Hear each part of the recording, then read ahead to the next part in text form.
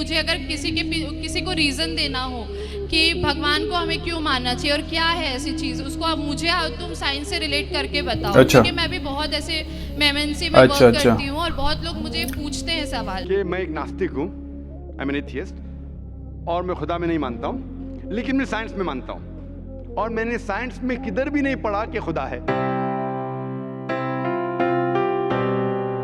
Hello guys, एक बार फिर स्वागत है भाइयों का चैनल रिएक्शन बाबा में। मेरा नाम है राम। मेरा नाम है दीक्षा। तो गाइज आज हम एक वीडियो रिएक्शन करने वाले हैं, उसका नाम है, मैं बता देता हूँ आप लोगों को, if God exist prove it with science. अगर भगवान अल्लाह ईश्वर है तो साइंस से आप उसको प्रूव करके दिखाइए। ऐसा क्वेश्चन किया है अनुराधाचार्य जी से भी, फिर इस वीडियो को क्लियर किया है अच्छे से डॉक्टर जाकिर नाइक साहब ने। और हम आजकल डॉक्टर जाकिर नाइक साहब के वीडियोस बना रहे हैं क्योंकि बहुत अच्छा रेस्पॉन्स आ रहा है आप लोगों को, और आप लोगों के कमेंट्स भी आ रहे हैं कि भाई आप वीडियोस कंटिन्यू रहने दीजिए। और भी बहुत सारे लोग हैं जो भाई इंस्टाग्राम पे मैसेज कर रहे हैं। आप लोग यार इंस्टाग्राम फॉलो करके रखिए, हम एक लाइव सेशन करेंगे उधर। तो आप लोग, वैसे तो ज़्यादा हमारी वो है नहीं उधर फॉलोअर्स, पर फिर भी आप लोग फॉलो करिए जल्दी से। होपफुली आपको वीडियो पसंद आए तो शेयर जरूर करें इस वीडियो को, और ज़्यादा से ज़्यादा लाइक करें। और आप चाहते हैं आपको ऐसे रिएक्शन वीडियोस भी मिलते रहें तो प्लीज चैनल को सब्सक्राइब गाइस। आज के रिएक्शन हम स्टार्ट कर लेते हैं बिना किसी देरी के। Let's play. कि जैसे कि अभी मुझे 1 साल ही हुए हैं, मैं इतने भक्ति भाव में अभी लीन हुई हूँ भगवान के प्रति। और जैसे कि मैं चाहती हूँ कि मैं एक साइंस स्टूडेंट रही हूँ, तो मैं जानना चाहती हूँ कि मुझे अगर साइंस और संस्कृति को कोरिलेट करना हो तो वो मैं किसी को अगर मुझे बताना होगा कि जैसे मैं अब मानने लग गई हूँ, और मुझे किसी को बताना होगा जो अभी इतना नहीं, मतलब जो नास्तिक है या जो नहीं मानते हैं, तो मैं उनको साइंस और संस्कृति को कैसे कोरिलेट करके बताऊँ? साइंस का कोई सवाल आप हमसे पूछिए जो आपको जानना हो कि साइंस ये कहता है तो शास्त्र क्या कहते हैं। आप सवाल करते जाइए, साइंस से जुड़े, शास्त्रों के जुड़े, हम उत्तर देते जाएंगे। अरे भाई तो वाह। मुझे कोई पूछेगा नहीं, लेकिन मुझे अगर किसी को रीज़न देना हो कि भगवान को हमें क्यों मानना चाहिए और क्या है ऐसी चीज़, उसको अब मुझे तुम साइंस से रिलेट करके बताओ। क्योंकि मैं भी बहुत ऐसे MNC में वर्क करती हूँ और बहुत लोग मुझे पूछते हैं सवाल। अभी जस्ट मैंने लड्डू गोपाल जी को अपने घर पे लेकर आई, शादी में मुझे मम्मी पापा ने दिए थे। तो मेरी सासू माँ उनका बहुत ज़्यादा ख्याल रखती थी। फिर मैं धीरे धीरे उनको देखकर मैं भी भक्ति भाव में आई, तो अब मैं उनको पर्सनली रख रही हूँ और मैं उनकी बहुत सेवा कर रही हूँ अभी। तो बस मुझे इसका आंसर चाहिए था कि अगर कभी मुझे किसी ने पूछा तो मैं उनको क्या बोलूँगी। आपने बहुत अच्छा सवाल किया कि ईश्वर को क्यों मानना चाहिए।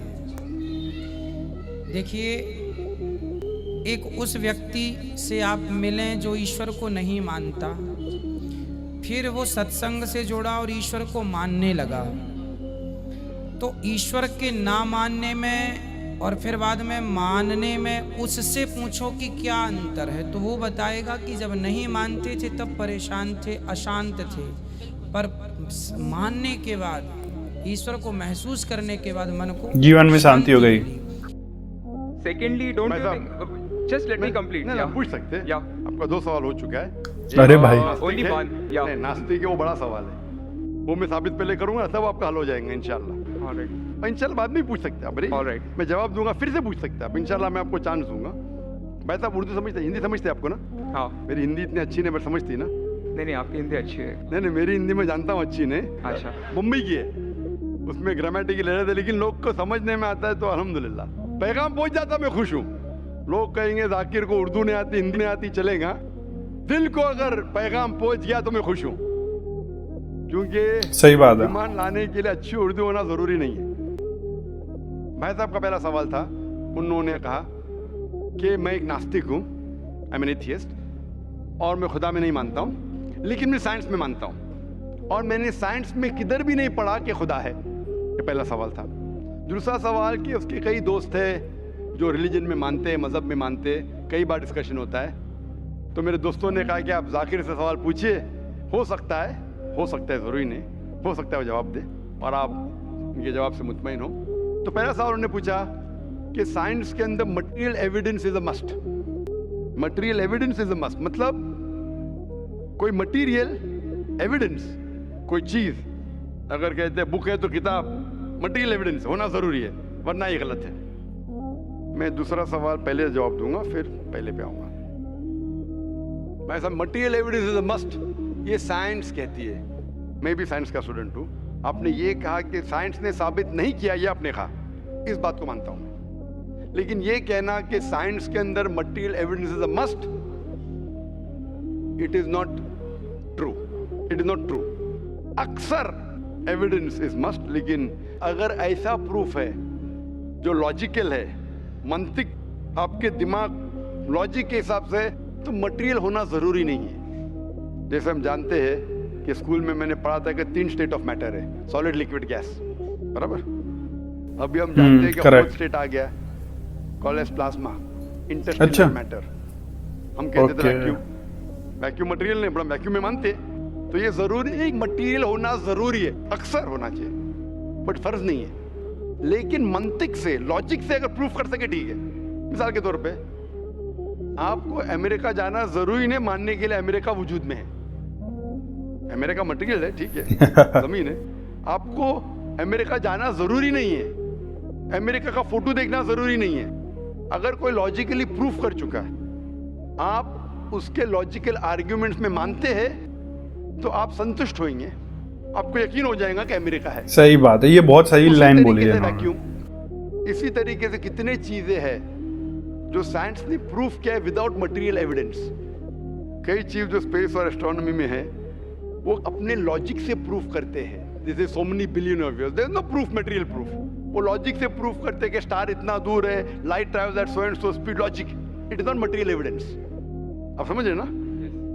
बट अक्सर आमतौर पे मटेरियल एविडेंस है, लेकिन हमेशा जरूरी नहीं है। मैं आपके पहले सवाल पे आऊंगा, अभी पहले सवाल पे आऊंगा, फिर हो सकता है तीसरे चौथे का जवाब मिल जाए। आपने कहा कि आप नास्तिक है, कहा था नहीं, एथियस्ट है। भाई साहब, मैं आपको कॉन्ग्रेचुलेट करता हूं, मैं आपको मुबारकबाद देता हूं कि आप नास्तिक है। अरे आप सोचते होंगे क्यों मैं मुबारकबाद दे रहा हूं आपको? सोचते होंगे ना कि ये जाकिर से सवाल पूछ रहा हूं, उसकी मेन जड़ को काट रहा हूं मैं और मुबारकबाद दे रहा हूं। सोच रहे ना, सोच रहे नहीं? क्यों मुबारक मैं आपको बोलता हूं। अक्सर लोग दे डू ब्लाइंड बिलीफ, अंधविश्वास। वो हिंदू है क्योंकि उसके वालिद हिंदू है, वो क्रिश्चियन है, ईसाई है क्योंकि वालिद ईसाई है, और कई मुसलमान है क्योंकि उनके वालिद मुसलमान है। They are doing blind belief, वो अंधविश्वास कर रहे हैं। आप एक अल्हम्दुलिल्लाह इंटेलिजेंट शख्स है, माशाअल्लाह, साइंस पे यकीन करते। आप सोच रहे आपके वालिद शायद मानते होंगे खुदा में, होंगे क्या नहीं? मानते हैं क्या नहीं? आपके वालिदैन मानते क्या नहीं? वो एग्नोस्टिक है। एग्नोस्टिक है। और आपके परदादा? वो भी एग्नोस्टिक थे। और उनके परदादा? वो रिलीजियस थे। वो रिलीजियस, कोई भी मानते थे ना, परदादा। आपके परदादा मानते थे, लेकिन आप अब ये करते, आप लेकिन जानते तो होंगे, आपके दोस्त जब बात करते मजहब के बारे में, ईश्वर के बारे में, उनका इल्म तो आपको होगा कि नहीं कि मेरे हिंदू दोस्त किस भगवान में मानते, इल्म तो है। आप सोचते ऐसा भगवान जो खुद कुछ काम नहीं कर सकते, दूसरे भगवान की मदद लेता है, आप सोचते होंगे ना। और ये कैसा भगवान है? एक भगवान दूसरे भगवान की मदद ले रहा है तीसरे भगवान को हराने के लिए। तो आपका दिमाग सोच रहा है कैसा भगवान, ये भगवान में मानने का फायदा क्या है? तो मैं आपको कॉन्ग्रेचुलेट करता हूं, मुबारकबाद देता हूं, क्योंकि आपने हमारे इस्लाम का, हमारे ईमान का, हमारे शहादा का पहला हिस्सा कहा, ला इलाहा, देयर इज नो गॉड, कोई भगवान नहीं। आप समझे ना? आपने हमारे शहादा, हमारे ईमान, हमारे इस्लाम के बुनियाद का पहला हिस्सा कहा, जो अहम जुमले का पहला हिस्सा कहा, देयर इज नो गॉड, ला इलाहा, आप कोई भी खुदा में नहीं मानते। इसीलिए मैं आपको मुबारकबाद दे रहा हूं। वो बाकी जो गैर मुसलमान है, जो हिंदू है, क्रिश्चियन है, मुझे पहला उनसे बहस करने पड़ेगा कि आप जिस खुदा में मानते हैं वो गलत खुदा है, फिर साबित करने पड़ेगा इल्लल्लाह, बट अल्लाह, जो मैं इंशाल्लाह करूंगा। डबल काम, आपके लिए आधा काम मेरा हो चुका है, आप समझे ना? इसीलिए आप के साथ मेरा आधा काम हो चुका है, वो क्रिश्चियन को पहले साबित करने पड़ेगा, अरे भाई साहब ईसा अलैहिस्सलाम खुदा नहीं है, मेरा वक्त जाएगा। हिंदू को बोलने पड़ेगा, भाई आप जिस भगवान में मानते, ईश्वर में मानते, मूर्ति में मानते, गलत है। आप तो पहला पार्ट कह चुके हैं हमारा, मानते हैं, दूसरा पार्ट बट अल्लाह, इंशाअल्लाह मैं आपको साबित करूंगा। मैं आपसे सवाल पूछना चाहता हूं। आप माशाअल्लाह साइंस में मानते हैं, मैं भी साइंस में मानता हूं। आप साइंस पे यकीन करते हैं, अल्हम्दुलिल्लाह। मैं भी लिमिटेड, जहाँ तक के सही है, मानता हूँ। मैं आपसे सवाल पूछना चाहता हूँ कि अगर एक चीज़ अगर आपके सामने लेके आऊँगा मैं, जो कोई भी इंसान ने कभी भी नहीं देखा, पहली बार कोई इंसान देख रहा है, और मैं आपसे पूछूंगा कि इसका मैकेनिज्म सबसे पहला शख्स कौन बोलेगा? ये चीज़ may be computer, may be something out of the world, something absolutely different, पहले बार जिंदगी में कोई इंसान देख रहा है। मैं आपसे पूछूंगा इसका मैकेनिज्म सबसे पहले कौन सा शख्स कहेगा? आपका क्या जवाब है? वो तो डिस्कवरी या रीडिस्कवरी रहेगा, तो उसको पहला स्टडी करना पड़ेगा ना, इन डेप्थ स्टडी होगा, उसके बाद ही पता चलेगा। सबसे पहले बार स्टडी तो बाद में हुई। मेरा सवाल ये है कि सबसे पहला शख्स कौन रहेगा उसके बारे में जो कह सकेगा मैकेनिज्म के बारे में? जो डिस्कवरर है, वो जो डिस्कवर करेगा वो चीज़ को। मिसाल के तौर के ऊपर अगर कोई गाड़ी बनाता है, गाड़ी तो डिस्कवर किसने नहीं किया, वो तो बना रहा है। गाड़ी तो इन्वेंट किया था, इन्वेंट ने बनाया है। वो इन्वेंटर क्या है? एक नई गाड़ी लेके आऊंगा, बोलूंगा लेटेस्ट मॉडल है, कौन जानता है? आप क्या बोलेंगे? गाड़ी को अगर ये गाड़ी अभी है, मैं उसको पूछूंगा मारुति कार 800 कौन जानता है, तो आप क्या उस पर तहकीक करेंगे? नहीं। आप क्या बोलेंगे? कौन जानता है मारुति 800 के बारे में? अब तहकीक करेंगे जवाब देने के लिए। तहकीक करने पे तो एक हफ्ता 1 साल निकल जाएगा। जवाब क्या है? मैं अंदर के बारे में जानना नहीं चाहता हूँ, ये पूछना चाहता हूँ कि सबसे पहला शख्स कौन होगा जो उसके बारे में जानता है। तो क्या जवाब रहेगा आपका? आप साइंटिस्ट है माशाल्लाह। जिसने बनाया रहेगा उसको पता है। बराबर, जिसने बनाया है। अंग्रेजी में कहेंगे क्रिएटर, मेकर, मैन्युफैक्चरर, इन्वेंटर, जो भी बोलो, लफ्ज का इधर उधर है, बट आप मानते हैं कि सबसे पहली बार वो क्या चीज है बाद में डिस्कस करेंगे। अगर कोई चीज आपके सामने आती है जिसका आपको इल्म नहीं है और आपसे पूछा जाएगा कि सबसे पहला शख्स कौन है जो इस चीज के बारे में जानता है, तो जवाब है उसका creator, manufacturer, inventor, maker, producer. तकरीबन मानी एक है। ये जवाब आपके ध्यान में रखिए। अभी मैं आपसे पूछना चाहता हूं, ये कायनात जो है, ये कायनात यूनिवर्स है, ये वजूद में कैसे आई? On its own. Science study कर रहा है। नहीं, आपने कहा आप साइंस के स्टूडेंट हैं क्या? नहीं। हाँ हूँ। Big bang, actually big bang theory में मानते हैं। Big bang today is an irrefutable proof for the scientist. There may be some people differing, ऐसा डिफरेंस ऑफ ओपिनियन सब में है, सब चीज में डिफरेंस ऑफ ओपिनियन है। But tomorrow if someone can come up with a better theory and he can prove big bang is wrong, someone comes up, वो कल की बात है। आप तो बोले science advance. Age of today we believe in big. सही बात है। आज के हिसाब से कल क्या होगा छोड़ो ना, कल क्या होगा छोड़ो। आज के हिसाब से, आपके इल्म के हिसाब से कायनात कैसे वजूद में आई? Big bang theory. Big bang theory. ये बिग बैंग थियोरी मतलब first there was a primary nebula, there was a big bang, a secondary separation give rise to galaxies, stars, suns etcetera. ये बिग बैंग के बारे में पता कब लगा आपको? बता, बिग बैंग थ्योरी के बारे में भी पता है जाकिर साहब को? कुछ आइडिया है? नॉलेज बहुत है। ईयर तो नहीं पता। नहीं, तकरीबन कितने साल पहले? तकरीबन नो आइडिया। तकरीबन एग्जैक्ट ने पूछा तकरीबन। मुझे या ह्यूमैनिटी को? ह्यूमैनिटी को ना। आपको नहीं, आपको पता चलेगा जब आपने पढ़े। पर उसमें ये भी पता लगता है ना सबसे पहले किसको नोबेल प्राइज मिला, कौन से साल में मिला, पता है तकरीबन कितने साल पहले? No idea, maybe 30, 40, 50 years. बिल्कुल सही। 30 बोलो, 40 बोलो, 50, मैं आर्ग्यू नहीं करूंगा। मैं आर्ग्यू नहीं कहूंगा, सही जवाब तकरीबन 40 साल है, लेकिन 30 बोलो मैं आर्ग्यू नहीं करूंगा, 50 बोलो आर्ग्यू नहीं करूंगा, 60 बोलो आर्ग्यू नहीं करूंगा, लेकिन 30, 40, 50, 60 है बराबर। ये लफ्ज जो आप कह रहे हैं, ये जो बिग बैंग के बारे में कुरान मजीद में 1400 साल पहले लिखा हुआ है। सूरह अंबिया में सूरह नंबर 21 आयत नंबर 30 में, अवलम यरल लज़ीना कफरू, क्या वो काफिर नहीं जानते, अन्न समावाति वल अर्द, ये आसमान और धरती एक थे। अवलम यरल लज़ीना कफरू अन्न समावाति वल अर्द कानत रतकन फफ्तकनाहुमा, और एक धमाका हुआ और ये अलहदा हुए।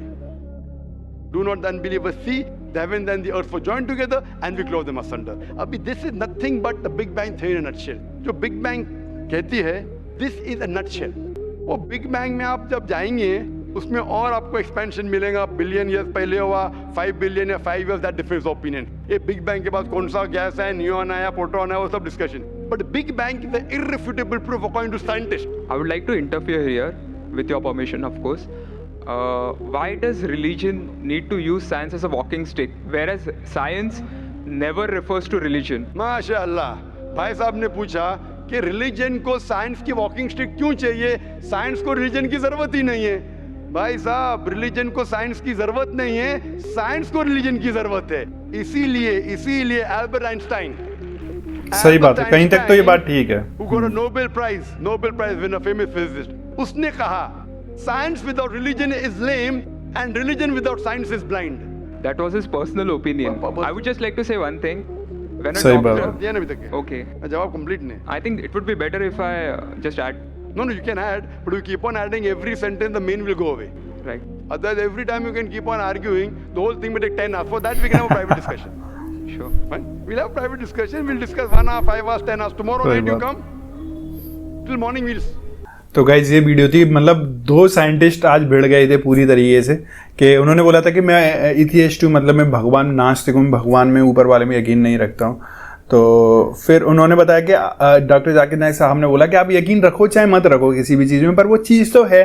अब जैसे तुम्हारा मानना है, अमेरिका वाला एग्जांपल दिया कि तुम मानो चाहे मत मानो, लेकिन अमेरिका तो है ही है ना। तुम बोलोगे नहीं अमेरिका नहीं है, अमेरिका एग्जिस्ट नहीं कर रहा दुनिया में, पर तुम्हारे मानने ना मानने से इतनी सारी चीज़ें नहीं होती। फिर उसका बिग बैंग थ्योरी वाला इन्होंने बताया कि कितने साल पहले का ये, मतलब जो सिनेरियो क्रिएट हुआ था, कितने साल होते हैं, 30, 40, 50, 60 ये मैक्सिमम। तो फिर उस पर भी उन्होंने बोला कि ये अभी पता चला है बिग बैंग थ्योरी के अनुसार कि ये सब चीज़ें हो रही हैं, लेकिन ये सब कुरान में 1400 साल पहले लिखी जा चुकी है। तो साइंस बड़ा या कुरान, यानी कि जो ऊपर वाले की किताब है, हर अलग अलग लोग देखते हैं, हिंदू गीता में देखते हैं, वेदास में देखते हैं, मुस्लिम भाई अपने कुरान में देखते हैं, क्रिश्चियन बाइबल में देखते हैं, अलग अलग रहता है। तो ये सब चीज़ें ऑलरेडी जो, मतलब तो यहाँ पे सबसे बड़ा कॉम्पिटिशन हो गया साइंस और उसका क्या बोलते हैं, रिलीजियस बुक का, भगवान के द्वारा, अल्लाह के द्वारा दी गई किताब का। होपफुली आपको वीडियो पसंद आएगा, आप लोग अपने ओपिनियन ज़्यादा अच्छे से दें ताकि चीज़ समझने का, एकदम जनरल नॉलेज वाला वीडियो था। होपफुली आपको पसंद आया होगा। शेयर जरूर करें गाइस दोस्तों के साथ। वीडियो अच्छी लगे तो प्लीज़ इस वीडियो को लाइक करें और आप चाहते हैं आपको ऐसे रिएक्शन वीडियोज भी मिलते रहें तो प्लीज़ चैनल को सब्सक्राइब करें। गाइस आज के रिएक्शन में बस इतने, मिलेंगे नेक्स्ट और किसी रिएक्शन में। तब तक के लिए thank you so much for watching. Bye bye guys, you guys take care guys.